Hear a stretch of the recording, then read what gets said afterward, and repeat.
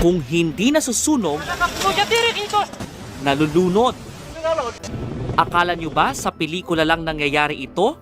Sa ngayon, totoong buhay na ang mga ito at hindi na palabas. Paano kung malaman mong ang inyong lugar maaaring mabura na sa mapa?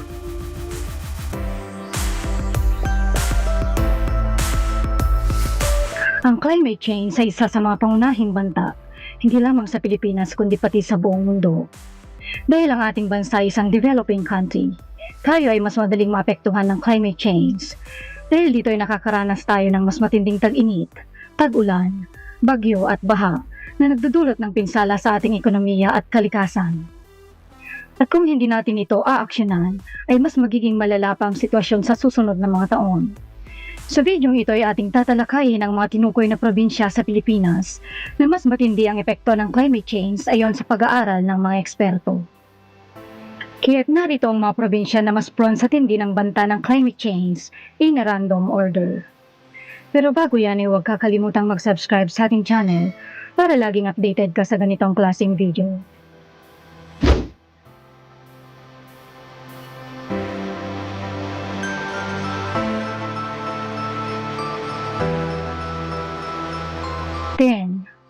Occidental Mindoro.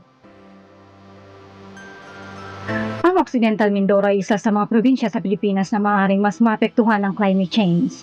Tulad ng ibang mga probinsya sa bansa, nakakaranas din ang Occidental Mindoro ng mga pagbabago sa klima, tulad ng mas matinding tag-init, pagbaha at bagyo. Ang epekto nito sa probinsya ay maaaring magdulot ng malawakang pinsala sa kalikasan, kabilang na rito ang pagbaba ng produksyon ng mga produktong pang-agrikultura. 9. Oriental Mindoro. Ang mga epekto ng climate change sa Oriental Mindoro ay nagdudulot ng pagbaba ng produksyon ng mga produktong pang-agrikultura, tulad ng palay at mais, dahil sa mga matinding tag-init at bihirang pag-ulan. Ito rin ay nagdudulot ng unti-unting pagkasira ng kanilang mga kagubatan.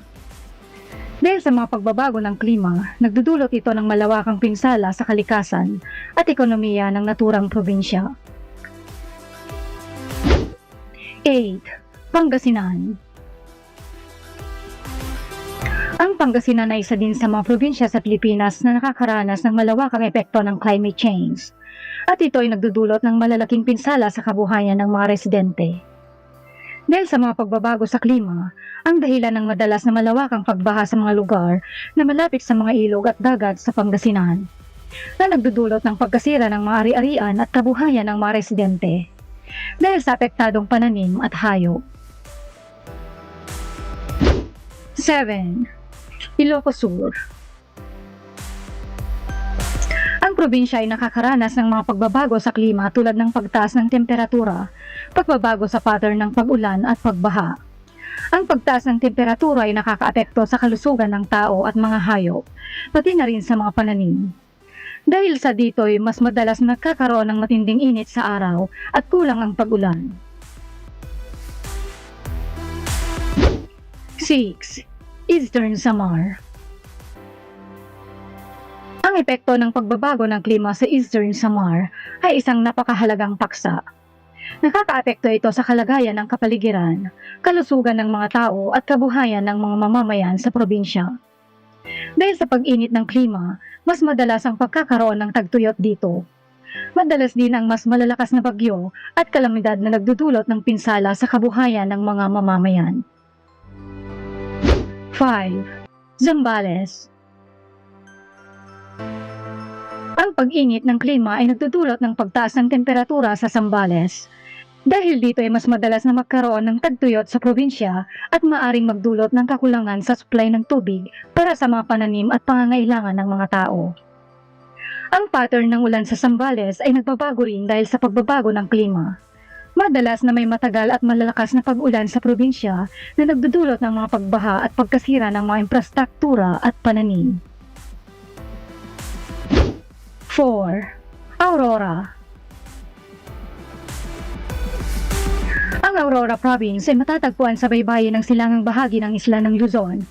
Mayroon itong tropical na klima na mas mataas na temperatura at mahalumigmig sa buong taon. Sa mga nakalipas na taon, May mga indikasyon ng pagbabago sa klima na nakakaapekto sa lalawigan, na may pagtaas ng lakas at dami ng mga kaganapang meteorological tulad ng mga bagyo at malalakas na pag-ulan.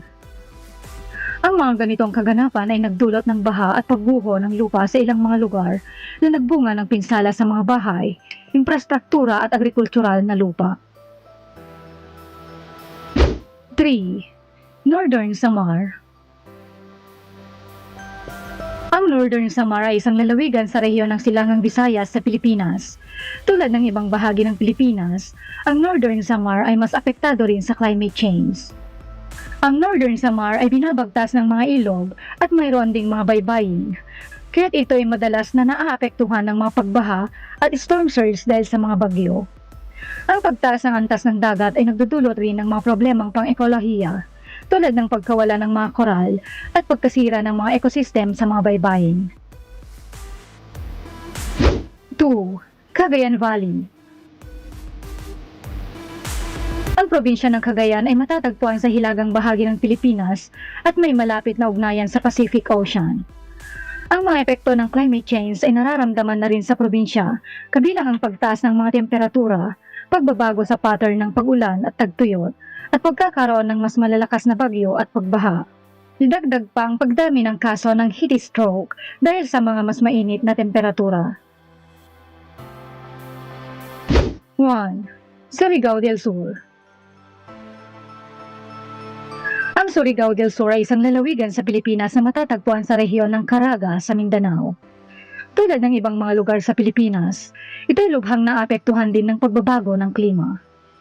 Ang climate change sa Surigao del Sur ay nakaka-impluwensya sa maraming aspeto ng buhay sa lalawigan, kabilang ang agrikultura, pangisdaan at turismo.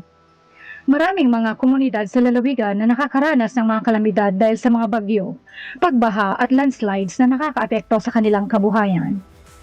Bukod sa mga nabanggit, narito ang kumpletong listahan ng mga probinsya na lubos na apektado ng climate change.